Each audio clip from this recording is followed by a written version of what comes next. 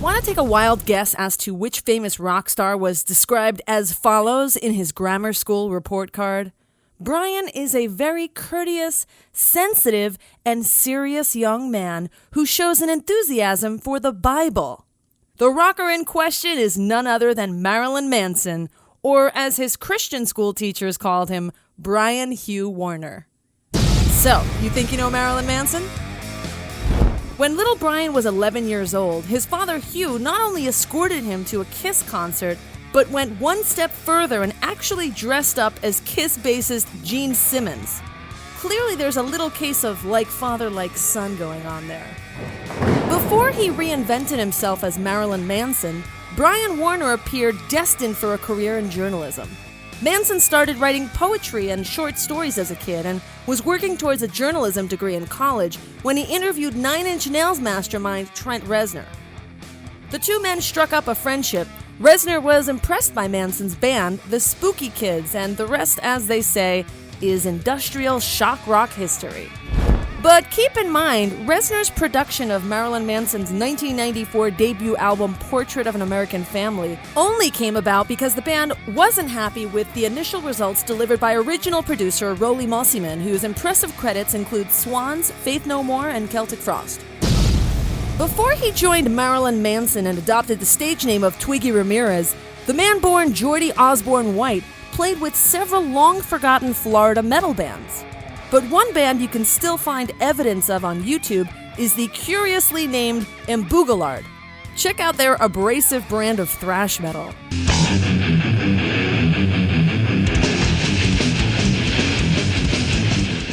Everyone remembers Marilyn Manson's 1995 EP Smells Like Children, but can you recall what inspired that particular title?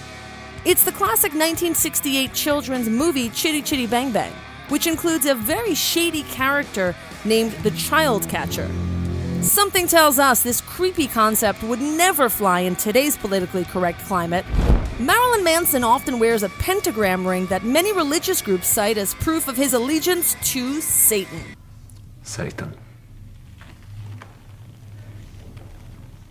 But according to Manson, his original reason for buying the ring was his intense fandom for the 1987 cult movie Angel Heart, starring Mickey Rourke. Speaking of major motion pictures, are you a fan of David Lynch's 1997 classic Lost Highway? Fan enough to recognize the actor credited simply as porn star number 1? Of course, this was our very own Marilyn Manson, who made his major acting debut with this short cameo.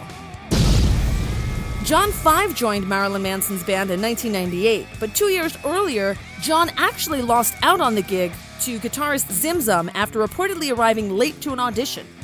However, John 5 did keep busy, primarily working with former Van Halen singer David Lee Roth. That's John doing his best Eddie Van Halen imitation all over the David Lee Roth Band album, including his kinetic first single, Slam Dunk. Manson's 2002 Golden Age of Grotesque album features backing vocals from someone named Andrew Baines. Baines wasn't a professional singer, as you may have assumed, but a 16-year-old boy that Manson met through the Make-A-Wish Foundation.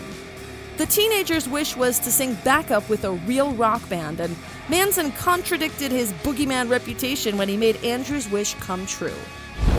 Manson also applied the Golden Age of Grotesque title to his first official exhibit of paintings in 2002, but art critics weren't as kind as rock critics.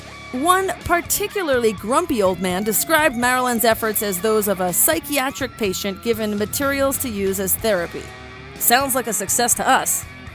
In 2005, Manson lent his voice to a character named Edgar in the first-person shooter video game Area 51.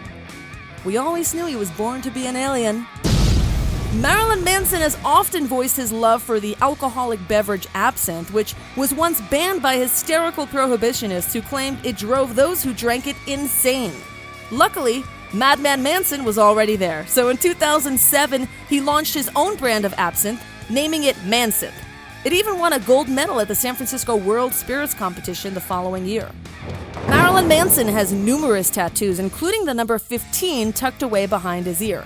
Apparently, this refers to the artist's birth date of 1/5/1969. And the artist's belief that the number 15 plays a big part in his life and art.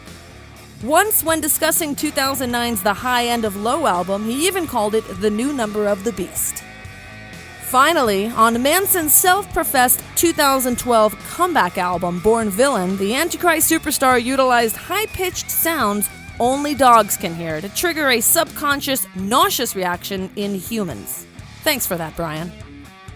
Stay tuned for more metal trivia. Make sure to subscribe, like us on Facebook, follow us on Twitter, and check out the best in hard rock and metal on Loudwire.com.